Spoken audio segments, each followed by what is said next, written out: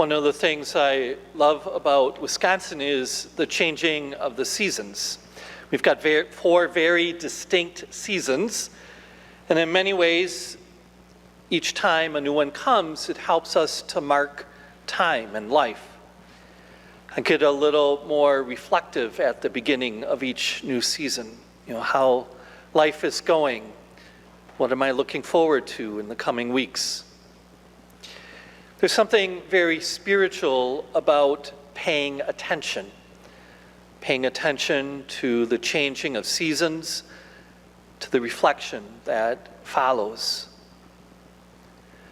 Part of our faith is about letting go of some things, and fall is a great time to pray about what we need to let go.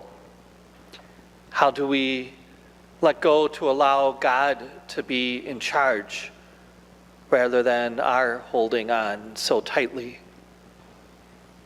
And winter, spring, and summer then each follow and help us to enter into the Paschal mystery, the death and resurrection of Jesus, as that pattern plays out in nature. And the same pattern of dying to self and allowing God to live more fully in us happens as we grow in our faith. In the big picture of the history of the world, we start with creation, where God made us in his image and likeness and placed us in paradise, in the Garden of Eden. Everything was wonderful. The first humans lived in peace and harmony with God and with all creation. But then we disobeyed God. We decided to be in charge ourselves. And that resulted in our breaking our relationship with God and others. And that original sin brought consequences, and we live the consequences in the suffering and death we experience in our world.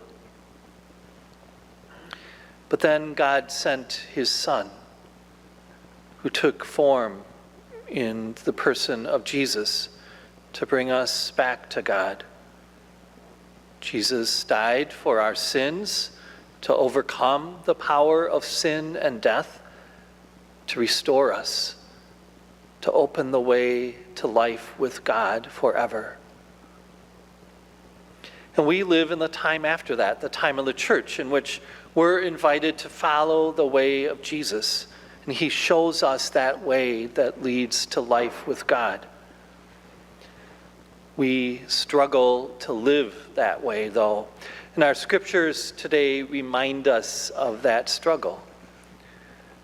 We get so jealous. We put labels of us and them on people like the apostles did in the gospel, like others did in the time of Moses in the first reading. St. James in the second reading reminds us of how we allow our desire for money and control to become more important than our relationships with God and neighbor. And we do those things little by little, but over time they become habits that lead us away from God. We fall into patterns of talking negatively about other people or judging others without first understanding them. We let our emotions dictate what we say or do or look at or pay attention to. So it's in that context that Jesus gets our attention today, when he tells us to get rid of anything that causes us to sin, anything that causes us to take our focus off of our love of God and neighbor. He asks us to pay attention to what is happening within us and how we behave. We all say we believe in God, and we do. But it's really our actions, our behavior, that show what is really most important to us. So as we enter into this fall season, as we hear this challenge of Jesus in the gospel, perhaps now is the time to do some of that reflection. Now is the time to pay attention to our behavior. Now is the time to reflect on what is most important. If our love of God is most important, then we're going to work hard to let go of those things that are not of Him. We're going to let go of our labeling of people. We're going to let go of those things that get us so worked up that it makes us less loving, less patient. We're going to seek to die to those things so that we can allow Jesus to bring new and good habits into our lives. We'll die to jealousy, to misplaced priorities, so that Jesus can again root us in what is of God.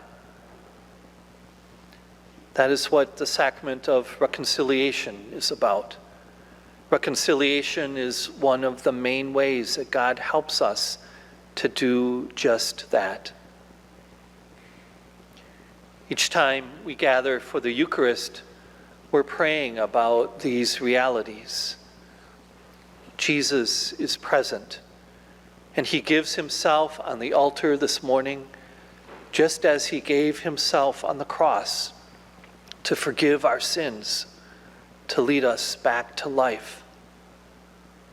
In receiving Him, we allow our hearts and minds to be changed, to be remade again into God's image and likeness.